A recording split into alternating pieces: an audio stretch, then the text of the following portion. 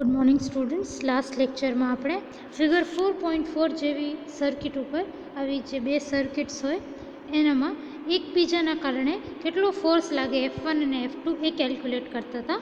આપણે F2 calculate કર્યો હતો, F2 કેલ્ક્યુલેટ કર્યો હતો જે ઇક્વેશન 31 આના જેવો આવ્યો હતો.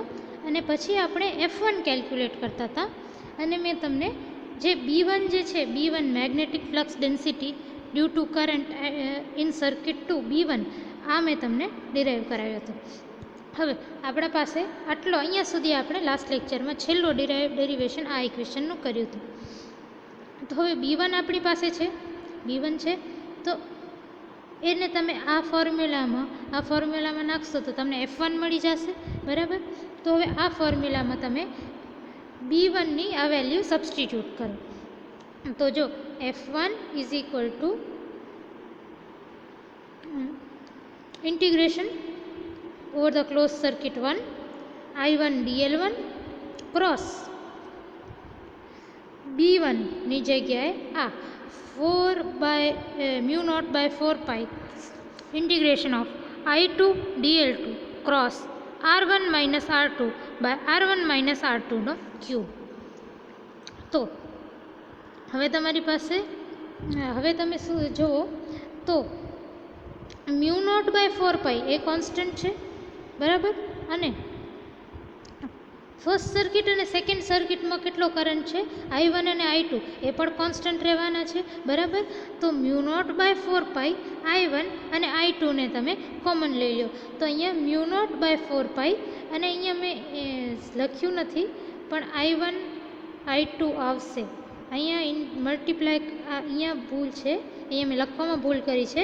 μ0/4 I1 × I2 પછી બચ્યું શું integration over 1 integration over circuit 2 પછી dl1 cross dl2 cross R1 vector R2 vector divided by R1 - R2 મોડનો હોલ ક્યુબ. અહીંયા પણ મેં ક્યુબ નથી લખ્યું, અહીંયા ભૂલ છે, ઇક્વેશન 32માં ભૂલ છે, તમે જોજો.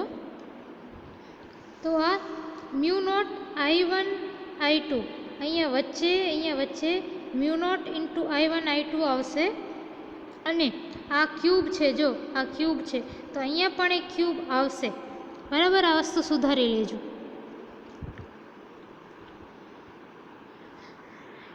નાવ યુઝિંગ વેક્ટર ટ્રિપલ પ્રોડક્ટ આપણે છે ને ફર્સ્ટ સેમેસ્ટરમાં સ્કેલાર ટ્રિપલ પ્રોડક્ટ અને વેક્ટર ટ્રિપલ પ્રોડક્ટ એ રીતે જોયું હતું. તો વેક્ટર ટ્રિપલ પ્રોડક્ટ શું છે એ જોઈએ. વેક્ટર ટ્રિપલ પ્રોડક્ટ એટલે આપણે વેક્ટર પ્રોડક્ટ કોને કહીએ, A ક્રોસ B એને વેક્ટર પ્રોડક્ટ કહીએ, કે B ક્રોસ C એને વેક્ટર પ્રોડક્ટ કહીએ.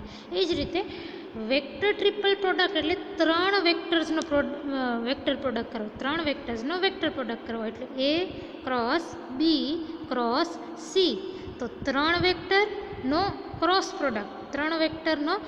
પ્રોડક્ટ એને વેક્ટર ટ્રિપલ પ્રોડક્ટ કહેવાય, બરાબર. હવે આપણે ડિરાઈવ કરી હતી આ A cross B cross C ની ઇક્વેશન આપણે ફર્સ્ટ સેમેસ્ટરમાં ડિરાઈવ કરી હતી કે A cross B cross C is equal two B into A dot C minus C into A dot B. હવે આ વેક્ટર ટ્રિપલ પ્રોડક્ટની ઇક્વેશન વાપરી અને આપણે ઇક્વેશન 31 એટલે કે જો આપણી પાસે F2 છે ઇક્વેશન 1માં, આપણે આ ઇક્વેશનને એક્સપાન્ડ કરશું. જો A cross B cross C એ રીતે છે, જો આટલો પોર્શન જુઓ તો dl2 cross dl1 cross R2 - R1 તો એ તમારો A cross B cross C એના જેવું છે. એ જ રીતે F1માં અહીંયા ધ્યાન આપો, F1માં ઇક્વેશન 32માં dl1 cross dl2 cross R1 - R2 આ પણ A cross B cross C જેવું છે. તો ઇક્વેશન 32 અને ઇક્વેશન 31 આ બંને F2 અને F1 બંને ઇક્વેશનને આપણે એક્સપાન્ડ કરશું. શું વાપરીને? વેક્ટર ટ્રિપલ પ્રોડક્ટ વાપરીને. Expanding equation 31. તો ઇક્વેશન 31ને મેં ઉપર ઇક્વેશન 31 હતી ને F2 વાળી એને મેં ફરીથી લખ્યું છે mu naught by 4 pi I1 I2 integration over circuit 2 integration over circuit 1 into bracket में DL2 cross DL1 cross R2 minus R1 by R2 minus R1 નો ક્યુબ આ વાળી ઇક્વેશન. હવે હું છે ને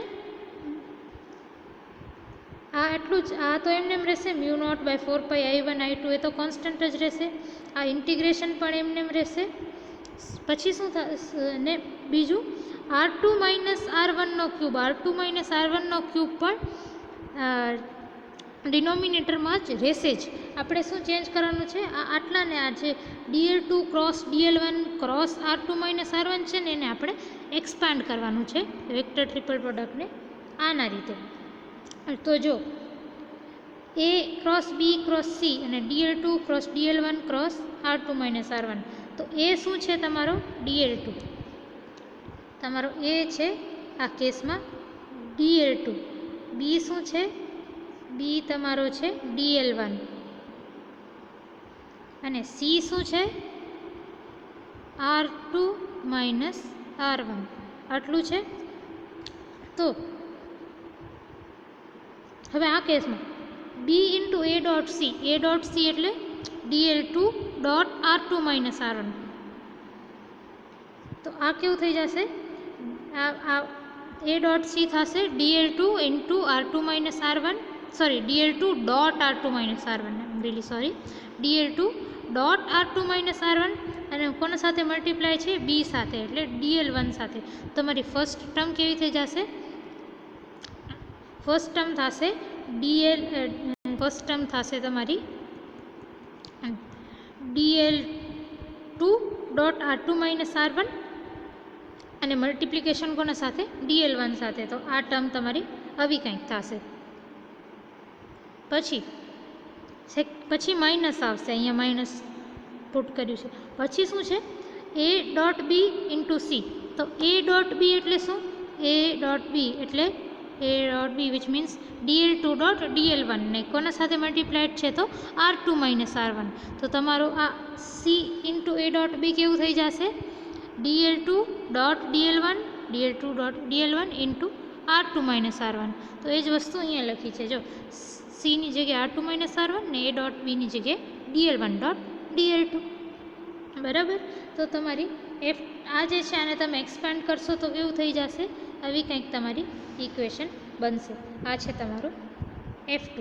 સો F2 is equal to mu naught by 4 pi I1 I2 integration over 2 integration over 1 bracket खोलो first term DL1 into DL2 dot R2 minus R1 divided by R2 minus R1 नो cube minus R2 minus R1 into second term बोलूँ छूँ R2 minus R1 into DL1 dot DL2 by R2 minus R1 नो cube. હવે કંઈક તમને extra steps આપણે જો આપણે ખબર છે આ વસ્તુ આપણે જ્યારે યુનિટ 1 સ્ટડી કરતા હતા ને ઇલેક્ટ્રોસ્ટેટિક્સ ત્યારે મેં આ તમને બતાવ્યું હતું ને પ્રૂફ પણ કર્યું હતું કે del 1 dot R is equal to minus R by R vector by R cube, બરાબર. તો ડેલ આ માઇનસને આ માઇનસ સાઇનને આ બાજુ લઈ જાઓ તો del minus 1 by R is equal to R by R cube આવું થાય. બસ આ જ છે ફોર્મ્યુલા, પણ આનો માઇનસ છે ને આનો માઇનસ એને હું આ બાજુ લઈ ગઈ,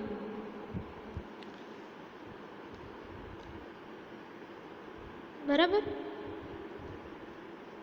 આટલું થઈ ગયું. તો હવે આ આર છે ને આરની જગ્યાએ આમાં હવે આ આર શું છે ડિસ્ટન્સ. તો આપણા કેસમાં ડિસ્ટન્સ કેટલો છે, આપણા કેસમાં આપણે જ્યારે સર્કિટ 2ની વાત કરીએ છીએ ત્યારે સર્કિટ 2ની વાત કરીએ છીએ ત્યારે ડિસ્ટન્સ કેટલો છે R2 માઇનસ R1. અહીંયા જ્યારે આપણે F2ની વાત કરીએ છીએ ત્યારે ડિસ્ટન્સ કેટલો છે તમારો, જો અહીંયા R2 માઇનસ R1. તો આપણે ડિસ્ટન્સ આરની જગ્યાએ R2 માઇનસ R1 લખશું. તો હમણાં જે મેં ફોર્મ્યુલા લખ્યો del minus 1 by R is equal to R by R cube. તો એ જ રીતે જે R2 vector by R1 vector by R2 minus R1નો ક્યુબ છે એને હું આ રીતે લખી શકું, del minus 1 by R2 minus R1નો મોડ. જો આ જ ફોર્મ્યુલા છે મેં અહીંયા, આ તો આપણે ખબર જ છે, ડિરાઈવ કર્યો જ છે. આ માઇનસને તમે અંદર લઈ જાઓ તો તમારો આવો કંઈક ફોર્મ્યુલા આવે. હવે આ ફોર્મ્યુલામાં તમે આરની જગ્યાએ R2 માઇનસ R1 પુટ કરો તો તમારો કંઈક આવો ફોર્મ્યુલા આવશે, બરાબર. તો hence the first term of F2 becomes 0. શું કામ? હવે છે ને આ F2 જે ઇક્વેશન છે F2 એની પહેલી ટર્મ, આવાળી ટર્મ છે ને 0 થઈ જશે. એનો રીઝન જુઓ તમે. ફર્સ્ટ ટર્મ કેવી છે? ફર્સ્ટ ટર્મમાં શું છે જુઓ. ફર્સ્ટ ટર્મ આટલા ભાગમાં ધ્યાન આપો, dl2 dot R2 minus R1 by R2 minus R1નો ક્યુબ. આટલી ફર્સ્ટ ટર્મના આટલા ભાગ ઉપર ખાલી ધ્યાન આપો. તો જો dl2 dot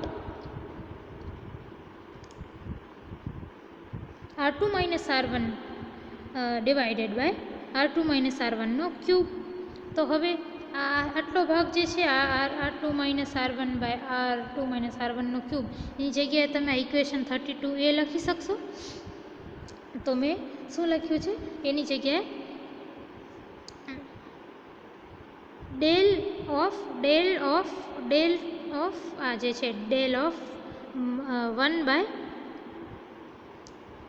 R2 minus R1, અને આ જે માઇનસ છે ને એ પણ મેં બારે લખ્યો છે. અહીંયા જે માઇનસ છે ને બ્રેકેટવાળો એ પણ બારે લખ્યો છે, બરાબર.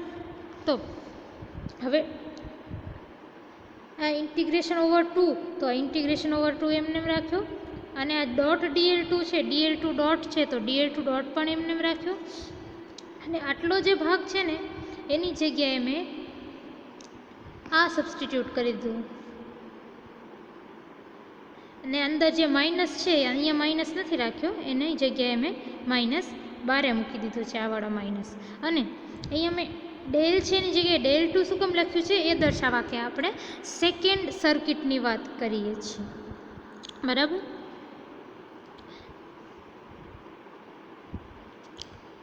હવે આવું કંઈક થઈ જશે. તમારી જે ફર્સ્ટ ટર્મ છે ને, ફર્સ્ટ ટર્મ F2ની ફર્સ્ટ ટર્મ આવી કંઈક થશે. હવે તમે જુઓ તો R2 માઇનસ R1 શું છે? R2 માઇનસ R1 જે છે તમારો એ તમારો ડિસ્ટન્સ છે સર્કિટ 2 અને સર્કિટ 1ની વચ્ચે.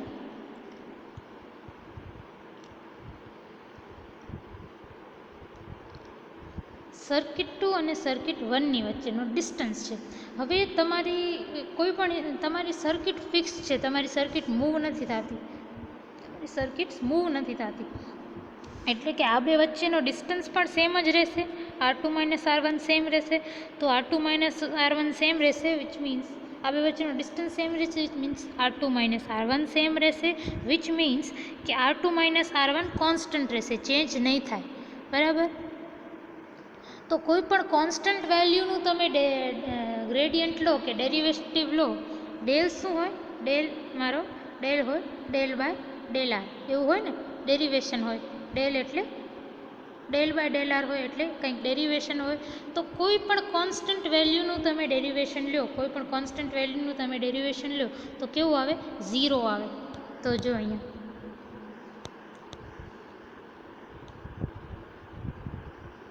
જો આટલા ઉપર ધ્યાન આપો, આટલા પોઈન્ટ ઉપર આપણે શું કરીએ છીએ? R2 માઇનસ R1 ના ઇન્વર્સનું આપણે એક રીતે ડેરિવેશન કરીએ છીએ, જે શું થશે? 0 થશે. તો આ આખી ટર્મ જે છે એ 0 થઈ જશે. એ જ વસ્તુ આપણે અહીંયા પ્રૂવ કરી છે. First term of F2 becomes 0, એટલે આ જે F2ની જે ફર્સ્ટ ટર્મ છે આ આખી 0 થઈ જશે. બચશે શું? ખાલી આ સેકન્ડ ટર્મ બચશે. એટલે તમારો F2 કેવી થઈ જશે? F2 થશે μ0 by 4 pi I1 I2 into આ માઇનસ પણ આગળ આવશે, તો minus μ0 by 4 pi I1 into I2 into R2 vector minus R1 vector into dl1.dl2/r2 - r1 આવું કંઈક તમારી F2 બચશે. તો જો F2 જો તમે તમારી ઇક્વેશન 33 જે મેં હમણાં બોલી એ જ લખી છે. F2 is equal to -μ0/4 I1 I2 integration over circuit 1 integration over circuit 2 dl1.dl2 into r2 minus r1 vector divided by r2 minus r1 નો ક્યુબ. હવે આ જ ઇક્વેશન છે F2. ખાલી શું કર્યું છે મેં આને મેં 0 કરી નાખી છે, બાકી બધાને એમને લખ્યું છે. બરાબર. તો તમારી ઇક્વેશન 33 આવે છે. નાઉ એક્સપેન્ડિંગ ઇક્વેશન 32. આપણે ઇક્વેશન 32માં ઉપર શું કર્યું હતું? F1 કેટલો છે એ જોયું હતો. F1 કેટલું છે એ જોયું હતું અહીંયા ઇક્વેશન 32. અને મેં તમને કીધું હતું કે અહીંયા ભૂલ છે લખવામાં, μ0 I1 I2 હશે અહીંયા, એ વસ્તુ ધ્યાનમાં રાખજો. હવે એ જ ઇક્વેશનને હું ફરીથી નીચે લખું છું. અને તો આ ઇક્વેશન 32 છે. F1 is equal to μ0/4 I1 I2 integration over 1 into integration over 2 dl1 cross dl2 cross r1 minus r2 by r1 minus r2 નો ક્યુબ. હવે તમે છે ને આને એમને કોન્સ્ટન્ટ રાખો, μ0/4 I1 ઇન્ટુ I2. બરાબર. પછી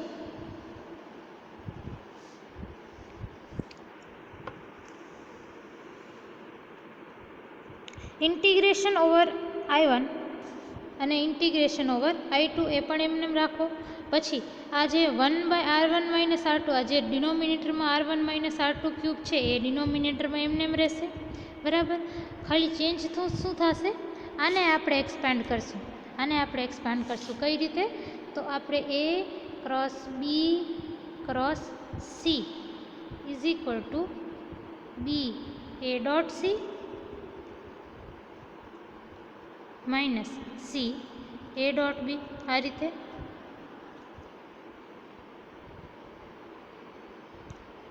રીતે કરશો. તો હવે તમે જુઓ આ બંનેને તમે આ વેક્ટર ટ્રિપલ પ્રોડક્ટ એને અને આને કમ્પેર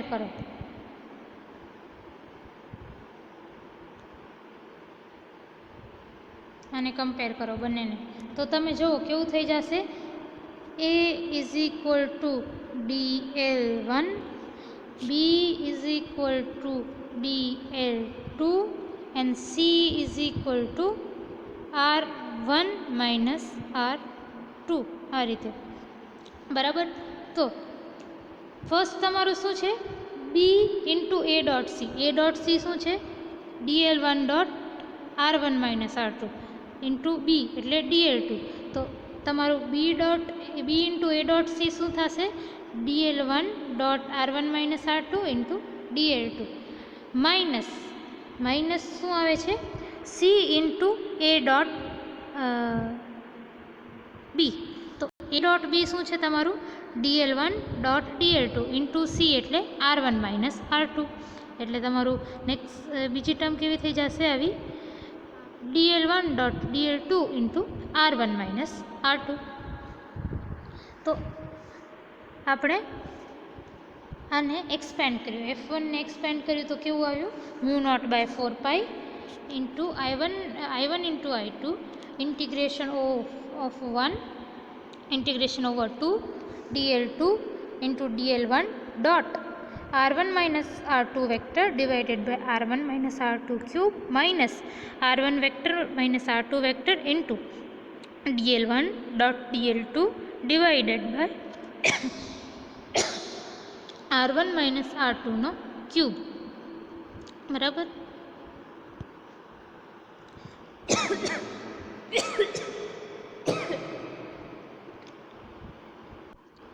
એક્સક્યુઝ મી, સોરી. હવે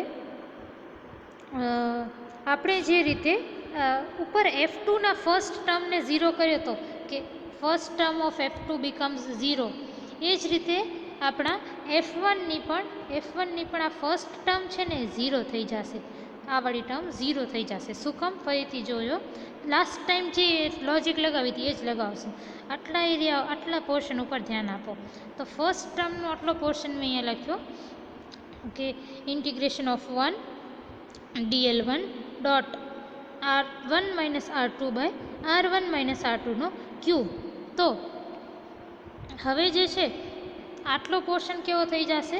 આ આટલો portion r1 minus r2 by r1 minus r2 નો ક્યુબ કેવો થઈ જશે? Minus del by r1 minus r2, કારણ કે મેં તમને બતાવ્યું હતું કે minus 1 by r is equal to r by r cube, આવું થઈ જાય છે. હવે આ આરની જગ્યાએ r1 માઇનસ r2 સબસ્ટિટ્યૂટ કરો તો કેવું થઈ જશે? તમારું r1 માઇનસ r2 જે છે r1 minus r2 by r1 minus r2 નો ક્યુબ કેવો થઈ જશે?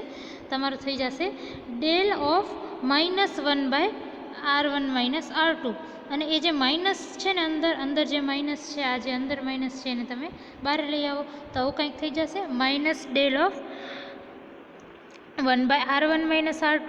અને આ જે 1 છે ને, આ ડેલની જગ્યાએ ડેલ 1 લખ્યો છે ને, એનો મતલબ હું સર્કિટ 1ની વાત કરું છું એ દર્શાવવા માગું છું એટલે લખ્યો છે. પછી અહીંયા પછી dot dl1 is equal two 0. અહીંયા છે ને મેં ડોટ dl1 નથી લખ્યો, અહીંયા છે ને તમારું આટલી ટર્મને મેં આ રીતે લખ્યું, બરાબર. પછી આ જે ડોટ dl1 છે એ પણ હોવું જોઈએ, તો dot dl1 is equal two 0. તો આ તમે સુધારી લેજો તમારા નોટ્સમાં. પછી હવે મેં શું કીધું કે આ ટર્મ તો ફર્સ્ટ ટર્મ આપણી 0 થઈ ગઈ. આ F1ની આ ફર્સ્ટ ટર્મ 0 થઈ ગઈ, બરાબર. તો તમારું F1 કંઈક આવું થઈ જશે.